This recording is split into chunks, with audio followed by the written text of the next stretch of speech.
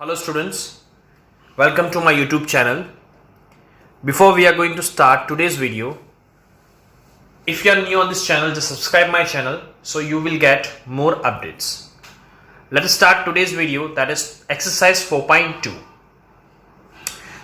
In the exercise 4.2, the first question is solve the following equation. Equation को solve करना है students, right? So previous video के अंदर मैंने आपको बताया था कि इक्वेशन को कैसे सॉल्व करते हैं, how to solve this equation. तो अगर प्लस है तो इक्वल्स टू के इस तरफ जाएगा तो क्या होगा minus, minus will become plus, multiply divide हो जाएगा और डिवाइड का क्या हो जाएगा मल्टीप्लाई. ठीक है, तो देखो कैसे सॉल्व करना है, ध्यान से समझना ये वीडियो, बिकॉज इक्वेशन को सिंप्लीफाई करना वो बहुत ही इंपॉर्टेंट कंसेप्ट है. The first question that is x minus 1 equals to 0. तो पहले ये पूरे इक्वेशन में से वेरिएबल ढूंढना है स्टूडेंट्स. आपको क्या ढूंढना है, वेरिएबल. तो यहां पे वेरिएबल क्या है, x है, तो उसको एज इट इज रखेंगे. फिर ये इक्वल्स टू की साइन लगा देंगे. इक्वल्स टू के इस तरफ जो भी दिया है वो लिख देंगे यहां पे हम 0. Is it clear? नाउ ये -1 को इक्वल्स टू के दूसरी तरफ ले जाते हैं. चलो -1 इस तरफ जाएगा, मतलब इक्वल्स टू के दूसरी तरफ जाएगा, that becomes plus. Therefore x equals to 0 plus 1, तो क्या हो जाएगा 1. So this is the value of x, right? This is the solution of x. Clear? Okay. The next question is x plus 1 equals to 0. ध्यान से समझना students, पहले मैंने क्या बोला, वेरिएबल वाला टर्म देखो. तो वेरिएबल वाला टर्म क्या है, x, उसको एज इट इज लिख देना है. फिर इक्वल्स टू लिखना है, इक्वल्स टू की इस तरफ जो नंबर है वो लिखेंगे 0. चलो ये 1 को इस तरफ ले जाएंगे. अब ध्यान से समझना, 1 प्लस है तो इस तरफ जाएगा तो क्या हो जाएगा -1, right? Therefore x equals to 0 में से 1 जाए तो क्या बचेगा -1. क्लियर है students? Okay. Now the third question is x minus 1 equals to 5. So first of all मैंने आपको बताया, वैसे वेरिएबल वाला जो टर्म है उसको एज इट इज लिखेंगे. फिर हम क्या करेंगे, इक्वल्स टू की साइन लगा देंगे ना इधर. चलो यहां पे हम इक्वल्स टू की साइन लगाएंगे. इक्वल्स टू के इस तरफ क्या है, 5 दिया है. ये 1 को हम इस तरफ ले जाते हैं तो माइनस का क्या हो जाएगा, +1. Therefore x equals to 5 plus 1 यानी क्या हो जाएगा स्टूडेंट्स, 6 हो जाएगा. Clear? Okay. The next question, that is question number D. X plus 6 equals to 2. चलो, तो यहां पे सबसे पहले हम वेरिएबल वाला टर्म एज इट इज लिखेंगे. ये इक्वल्स टू का इक्वल्स टू, ये 2 का 2. 6 इस तरफ जाएगा तो प्लस है तो क्या हो जाएगा, माइनस हो जाएगा स्टूडेंट्स. देयरफॉर x का x. चलो 2 के आगे कोई साइन नहीं है, मतलब प्लस, तो plus minus minus.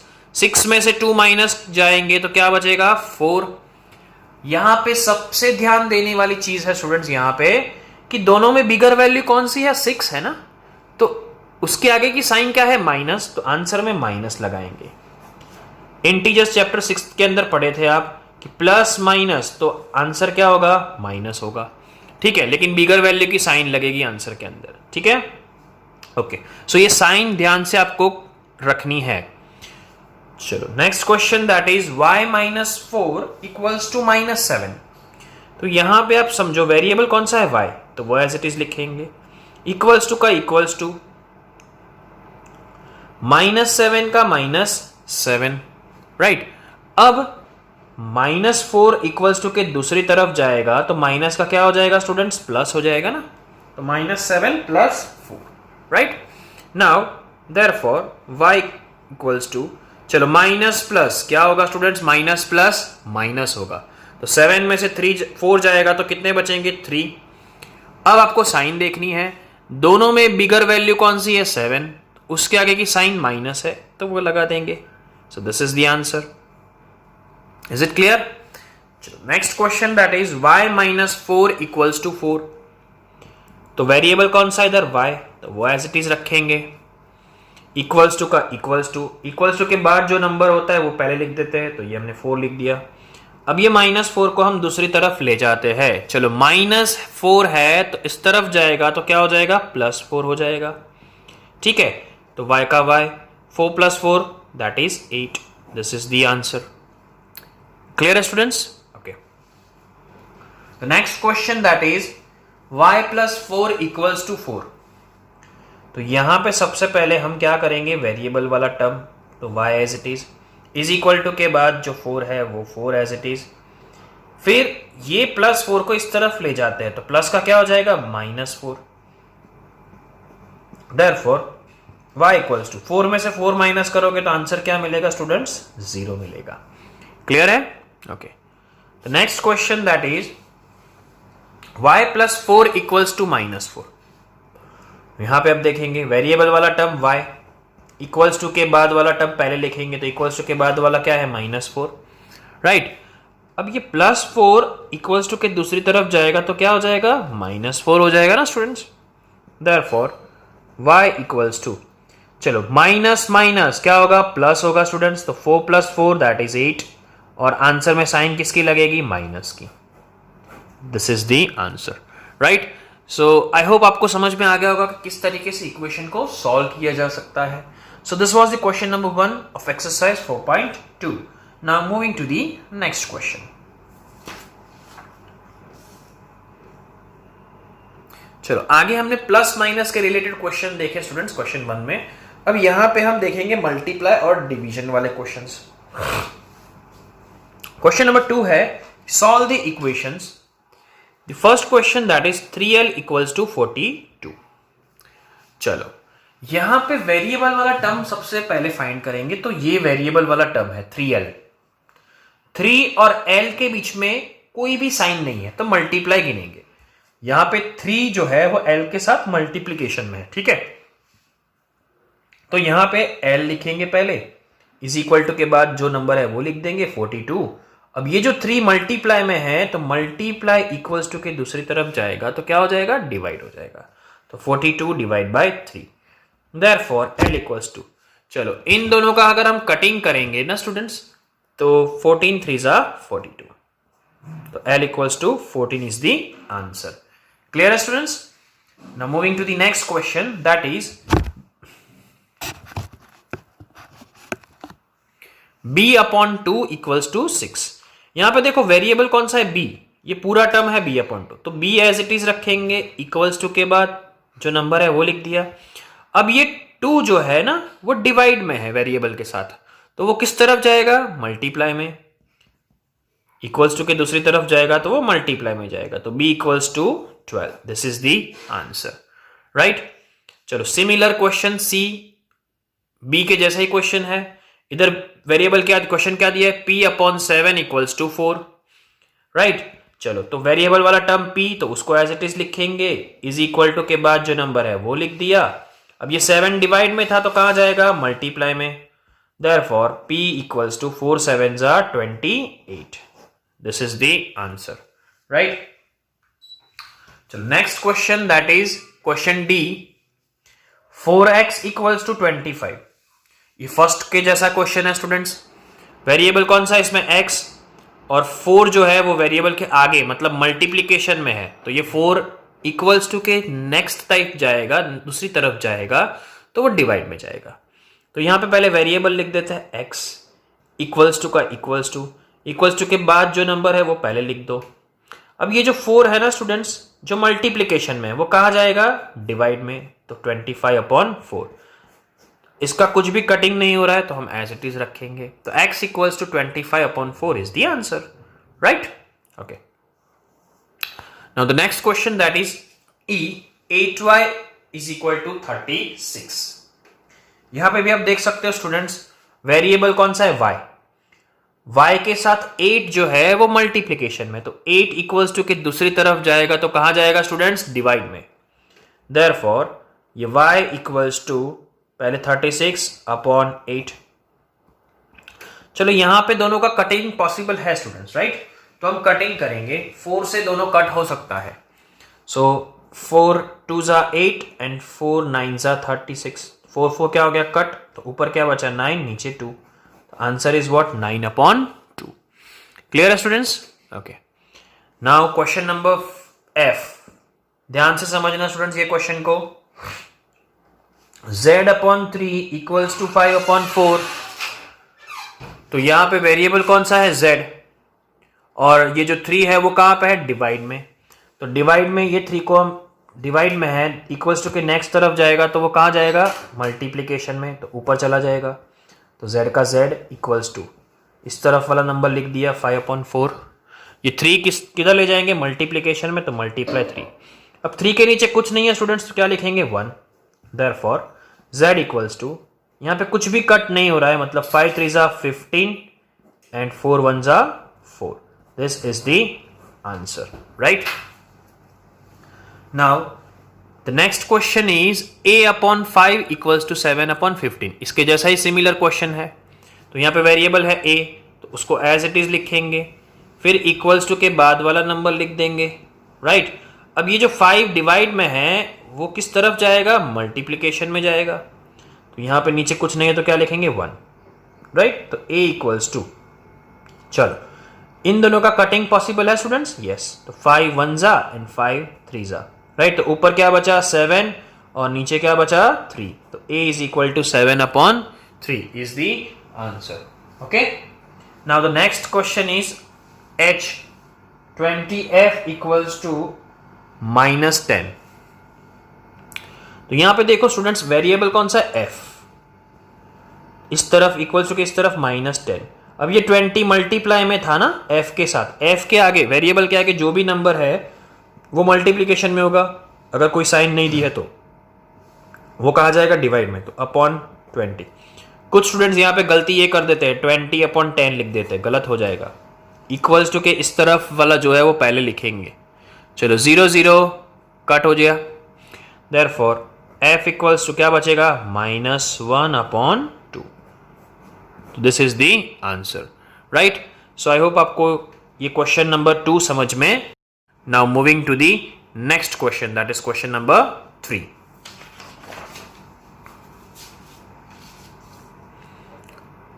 Question number 3 is also solve the equation. हमने फर्स्ट क्वेश्चन और सेकेंड क्वेश्चन जो सॉल्व किया ना स्टूडेंट्स, उसके बेसिस पे थर्ड क्वेश्चन मिक्स है, तो याद रखना इसको कैसे सॉल्व करते हैं। So let us start with the first question, that is 3n - 2 equals to 46। तो सबसे पहले वेरिएबल वाला टर्म है उसको एज इट इज रख देंगे, 3n का 3n, राइट? इक्वल्स टू के इस तरफ 46। ओके, ये -2 इस तरफ जाएगा तो क्या हो जाएगा? +2। देयरफॉर ये 3n का 3n as it is equals to 46 + 2 that is 48। अब देखो स्टूडेंट्स, ये आगे वाले क्वेश्चन जैसा सम हो गया। 3 और n एक दूसरे के साथ मल्टीप्लीकेशन में है, देयरफॉर n इक्वल्स टू 48। ये 3 कहा जाएगा, मल्टीप्लाई में है तो डिवाइड में, देयरफॉर n इक्वल्स टू 16 3 जा 48। इन दोनों का कटिंग करोगे तो आंसर क्या मिलेगा? 16 मिलेगा students, right? The next question that is 5m + 7 equals to 17। तो यहां पे स्टूडेंट्स ध्यान देंगे, 5m का 5m वेरिएबल वाला टर्म एज इट इज लिख देंगे, इक्वल्स टू का इक्वल्स टू 17 है इस तरफ, चलो ये लिख दिया। अब ये -7 इक्वल्स टू के दूसरी तरफ जाए, सॉरी +7 इक्वल्स टू के नेक्स्ट टाइप जाएगा तो -7 हो जाएगा। देयरफॉर 5m का 5m इक्वल्स टू 17 में से 7 माइनस करो तो क्या हो जाएगा? 10, राइट? अब देखो स्टूडेंट्स, ये तो आगे वाले क्वेश्चन जैसा हो गया। वेरिएबल कौन सा? इधर m के साथ 5 जो है वो मल्टीप्लीकेशन में है, वो कहा जाएगा? डिवाइड में। तो m equals to 10 divide by 5। चलो 10 को 5 से डिवाइड करोगे तो आंसर क्या मिलेगा? 2 मिलेगा। ओके, चलो next, that is question C। 20p/3 equals to 40। चलो तो पहले वेरिएबल वाला टर्म लिख देंगे, 20p का 20p इक्वल्स टू ये 40 का 40। अब 3 जो इधर है डिवाइड में वो कहां जाएगा? मल्टीप्लीकेशन में, देयरफॉर 20p का 20p 40 × 3। चलो 40 × 3 क्या लिखेंगे? 120। इन दोनों का मल्टीप्लीकेशन करेंगे पहले। अब ये तो नॉर्मल सा इक्वेशन हो गया स्टूडेंट्स, पहले 20 कहाँ जाएगा, चलो मल्टीप्लाई में है ना, तो 20 कहाँ जाएगा, डिवाइड में, तो p का p लिख दिया, वेरिएबल लिखा, फिर ये वाला टर्म लिख दिया और upon 20. Therefore p is equal to 0 0 cut and 2 6 जा, तो आंसर क्या मिलेगा 6. Is it clear? Okay, next question is 3p upon 10 equals to 6. चलो यहाँ पे वेरिएबल वाला टर्म देखो पहले, इसके जैसा ही सम है, तो 3p का 3p लिख दिया पहले एज इट इज, इस तरफ वाला नंबर लिख दिया 6. अब ये जो 10 डिवाइड में है वो कहाँ जाएगा स्टूडेंट्स, मल्टीप्लीकेशन में, right. Therefore 3p is equal to, पहले इन दोनों का मल्टीप्लाई कर दो, 6 10 जा 60, राइट. अब ये तो नॉर्मल सा इक्वेशन बन गया, वेरिएबल कौन सा है p, तो पहले इसको एज इट इज लिख देंगे, इज इक्वल टू 60 का 60, ये 3 है मल्टीप्लिकेशन में, जो कहाँ जाएगा, डिवाइड में जाएगा, तो यहाँ से 3 डिवाइड में लिख देंगे, तो p is equal to 60 divide by 3, that is 20. Is it clear students? So this was the question number 3 of exercise 4.2. Now moving to the next question, that is question 4.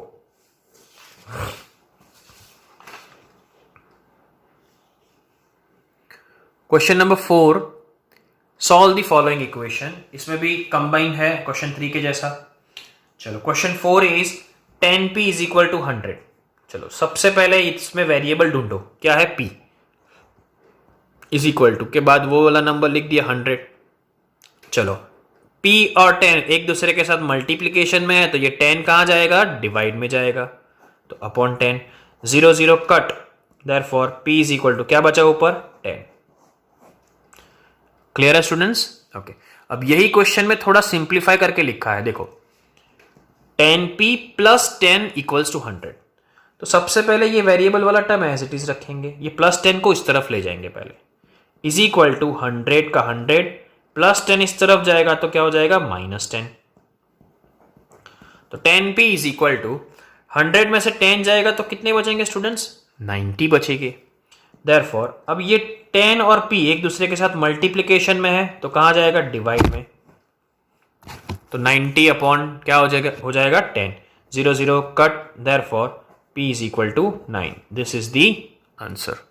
Okay, now question C, p upon 4 equals to 5. बहुत ही easy सा question है students, p upon 4 equals to 5.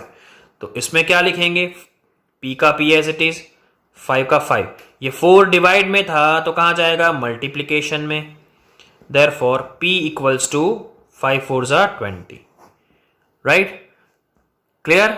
Similar question है D, देखो p upon 3 equals to 5, तो क्या लिखेंगे, p का p as it is equal to, ये 5 का 5, ये 3 डिवाइड में है, कहाँ जाएगा, ऊपर जाएगा, तो मल्टीप्लाई में, therefore p is equal to 5 3 जा 15. क्लियर? इसकी ज्यादा से ज्यादा प्रैक्टिस करनी है स्टूडेंट्स इक्वेशन को सॉल्व करने के लिए, बिकॉज ये बहुत ही इंपॉर्टेंट कंसेप्ट है. Now question E, that is 3p upon 4 equals to 6. तो ये वेरिएबल वाला टर्म एज इट इज रखेंगे, 3p का 3p इज इक्वल टू, ये 6 का 6 और ये 4 इस तरफ जाएगा, डिवाइड में है तो कहाँ जाएगा, मल्टीप्लाई में, देयरफॉर 3p का 3p, 6 4 जा कितना होगा, 24, राइट. ये नॉर्मल इक्वेशन बन गया. अब ये जो 3 है वो मल्टीप्लीकेशन में, तो कहाँ जाएगा, डिवाइड में, therefore p is equal to 24 divide by 3. तो p इज इक्वल टू क्या आंसर मिलेगा स्टूडेंट्स, 24 को 3 से डिवाइड करोगे तो 8. Clear? Now next question, that is question F, 3s equals to -9. चलो यहां पे देखो 3s इज इक्वल टू -9 है, तो ये तो नॉर्मल इक्वेशन है, वेरिएबल कौन सा, s, उसके साथ 3 जो है वो मल्टीप्लीकेशन में, तो s equals to -9 as it is, और ये 3 मल्टीप्लाई में है तो कहाँ जाएगा, डिवाइड के अंदर, तो s इक्वल्स टू 3 3 जा 9, बट कैसा, -3. Okay, now the next question is 3s plus 12 equals to 0. तो सबसे प्लस, पहले प्लस माइनस उस तरफ जाएंगे, तो ये 3s का 3s as it is equals to 0 plus 12 इस तरफ जाएगा तो -12, नाउ 3s का 3s, 0 में से 12 जाए तो क्या बचेगा स्टूडेंट्स? -12 बचेगा। क्या बचेगा? -12। अब बोलोगे कि सर 0 में से तो 12 नहीं जा सकता, लेकिन 12 में से तो 0 जा सकता है ना, तो 12 - 0 यानी 12, बट बड़ी वैल्यू 12 है, उसके आगे की साइन लग गई। चलो ये 3 किसके साथ है? मल्टीप्लीकेशन में है ना, s के साथ, तो s इक्वल्स टू -12/3। कुछ स्टूडेंट्स यहां तक स्टॉप कर देते हैं, यहां पे आके गलत हो जाएगा, हमें सिर्फ वेरिएबल ही ढूंढना है। चलो ये डिवाइड हो जाएगा, तो 3 4 ज़ा 12, राइट, बट यहां पे माइनस है तो माइनस लगाना भूलना नहीं है। Is it clear? ओके, चलो question H, that is 3s equals to 0। चलो ये 3 और एक दूसरे के साथ मल्टीप्लीकेशन में, तो हमें तो सिर्फ s की वैल्यू ढूंढनी है, तो s इक्वल्स टू इस तरफ जो नंबर है वो, और ये 3 कहां जाएगा? डिवाइड में। चलो 0 को कोई भी नंबर से डिवाइड करोगे स्टूडेंट्स, तो आंसर हमेशा क्या मिलेगा? 0 मिलेगा, right. So s equals to 0। बहुत ही इजी सा क्वेश्चन था ये। Clear? Now moving to the next part of this question, that is question I, 2q is equal to 6। तो देखो यहां पे भी स्टूडेंट्स q वेरिएबल है, ये 2 इसके साथ मल्टीप्लीकेशन में है, तो q इज इक्वल टू क्या लिख देंगे? 6/2।